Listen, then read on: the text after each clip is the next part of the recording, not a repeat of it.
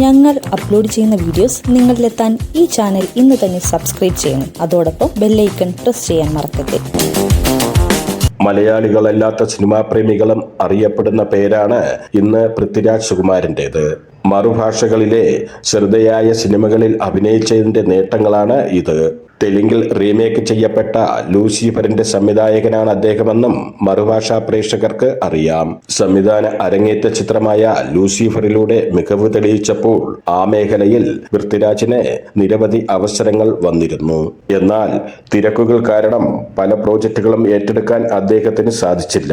അടുത്തിടെ നടന്ന Empuraan teaser launching വേദിയിൽ ഒരു രജനികാന്ത് ചിത്രം സംവിധാനം ചെയ്യാൻ ലഭിച്ച അവസരത്തെക്കുറിച്ച് പൃഥ്വിരാജ് സുകുമാരൻ സംസാരിച്ചിരുന്നു. പൃഥ്വിരാജ് സുകുമാരന്റെ വാക്കുകൾ ഇങ്ങനെയാണ്: ഞങ്ങൾക്ക് വേണ്ടി ഒരു രജനികാന്ത് ചിത്രം ചെയ്യാൻ താല്പര്യമുണ്ടോ എന്ന് ചോദിച്ച് ലൈക്ക പ്രൊഡക്ഷൻസ് എന്നെ സമീപിച്ചിരുന്നു. അത് എനിക്ക് ഇഷ്ടമുള്ള കാര്യമായിരുന്നു. പക്ഷേ അതൊരു നിശ്ചിത സമയത്തിനുള്ളിൽ യഥാർത്ഥമാക്കേണ്ടതായിരുന്നു. ഒരു പാർട്ട് ടൈം സംവിധായകൻ എന്ന നിലയിൽ എനിക്ക് പരിമിതികൾ ഉണ്ടായിരുന്നു. ലണ്ടനിൽ വച്ച് ലൈക്ക പ്രൊഡക്ഷൻസിന്റെ ഉടമ സുഭാസ്കരൻ സാറിനെ ഞാൻ കണ്ടിരുന്നു. ഞങ്ങൾ ഒരുമിച്ചാണ് ഭക്ഷണം കഴിച്ചത്. രജനി സാറുമായി ചെയ്യാനുള്ള ചിത്രത്തിന്റെ ഐഡിയ ഞാൻ അദ്ദേഹത്തിന്റെ മുന്നിൽ അവതരിപ്പിച്ചു.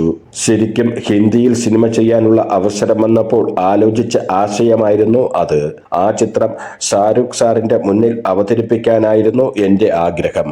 രജനികാന്ത് ചിത്രമെന്ന നിലയിൽ ഈ ആശയം സുഭാസ്കരൻ സാറിനെ ആവേശം കൊള്ളിച്ചു. പക്ഷേ ആ ആശയം വികസിപ്പിച്ചെടുക്കാൻ എനിക്ക് സമയം ഉണ്ടായിരുന്നില്ല. അന്ന് എനിക്ക് ആടുജീവിതത്തിന്റെ 2ാം ഷെഡ്യൂൾ ആരംഭിക്കേണ്ടിയിരുന്നു. അതുകാരണം ആ പ്രോജക്റ്റ് മുന്നോട്ടു പോയില്ല. എന്നാൽ സുഭാസ്കരൻ സാറുമായി പിന്നീടുണ്ടായ ഊഷ്മളമായ ബന്ധത്തിന്റെ തുടക്കമായിരുന്നു അത്. എമ്പുരാന്റെ സഹനിർമ്മാതാക്കളായി ലൈക്കയെ എത്തിച്ചതും ആ ബന്ധമാണ്, പൃഥ്വിരാജ് സുകുമാരൻ പറഞ്ഞു. ഞങ്ങൾ അപ്ലോഡ് ചെയ്യുന്ന വീഡിയോസ് നിങ്ങളിലെത്താൻ ഈ ചാനൽ ഇന്ന് തന്നെ സബ്സ്ക്രൈബ് ചെയ്യണം. അതോടൊപ്പം ബെല്ലൈക്കൺ പ്രസ് ചെയ്യാൻ മറക്കരുത്.